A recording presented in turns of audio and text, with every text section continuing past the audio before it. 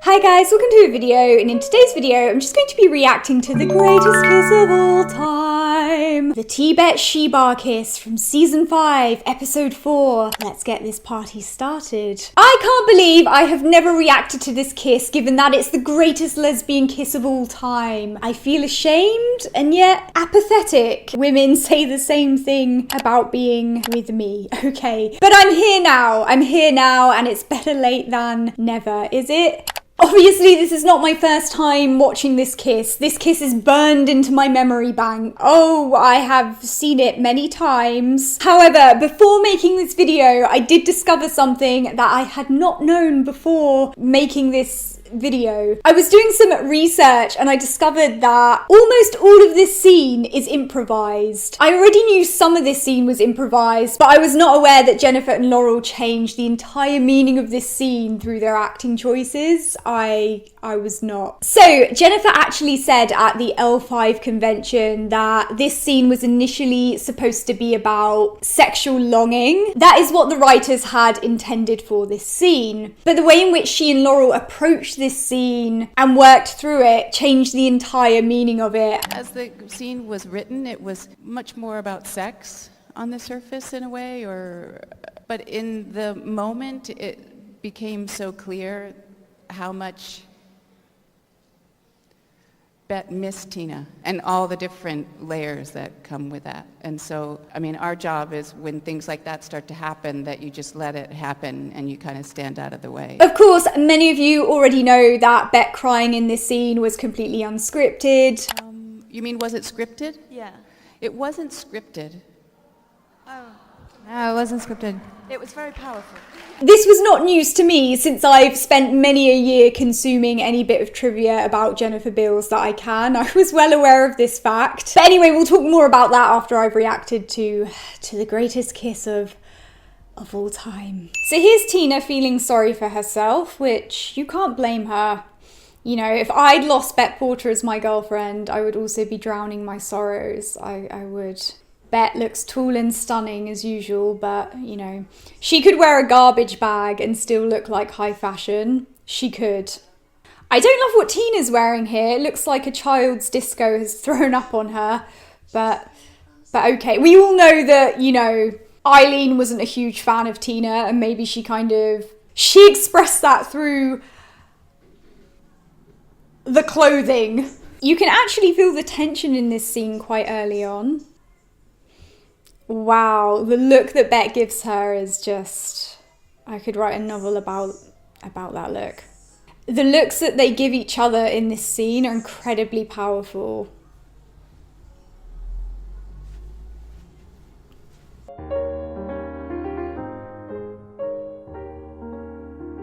You are really lucky that you have Jody. Tina knows what she's doing by saying this to Bette. She knows what she's doing. Yeah, taking in the reaction. The wrist grab. And then Bette proceeds to suck the soul from Tina's body. She does. And Tina looks absolutely lost in the lesbian sauce, which you can't blame the girl. Gosh, that emotion just hits Bette like a ton of bricks, and you can almost feel the pain of her breakdown here. Yeah, it was very good improv by Laurel here, with Tina comforting her and bringing her back to a place of togetherness. Wow. And that, ladies, is why I love Jennifer Beals. That is why she is my number one. It's really hard to articulate how I feel about this scene because it's so centered around what's not being said. And it's difficult to encapsulate the emotional depth and range of this scene within mere words. It's a visual and emotional experience full of depth, connection, and longing. Words don't cut it. you know? The way that Bette breaks down in this scene is what really cements it as the emotional powerhouse of a scene that it is. And it's not unusual for Jennifer Beals to cry unscripted in a scene. She has done that quite a bit. She has. But this was more than just crying. This was a complete breakdown, and everything that she's been holding inside, it just comes flooding out in this scene, and Tina is there to receive it. I believe that this scene is so powerful because it stems from a place of authenticity and truth. And Laurel has actually said that this scene is connected to the truth of their characters.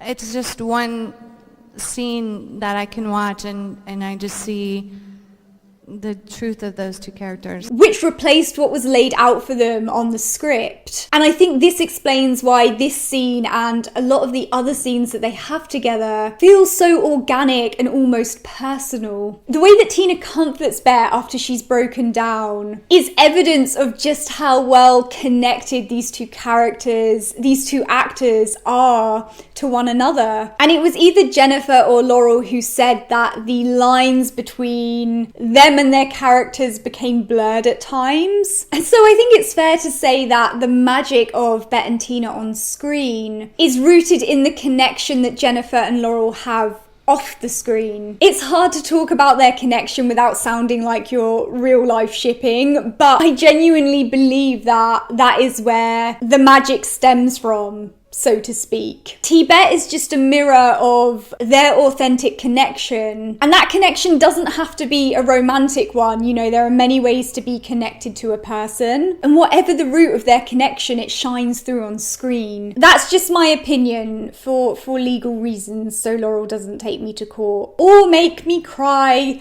again. Remember when I left the art gallery crying because of her? Does anybody else remember that happening? I do. Okay guys, let me know your thoughts on the She Bar kiss down in the comments section below. If you're a lesbian and you haven't joined the Sapphic Underground Club, you are dead to me. I will do to you what Jodie did to Bette when she found out that she had been having an affair with Tina. I will do it to you. I will go single white female on you. Don't forget to subscribe for instant disappointment, and I'll see you guys soon. Bye.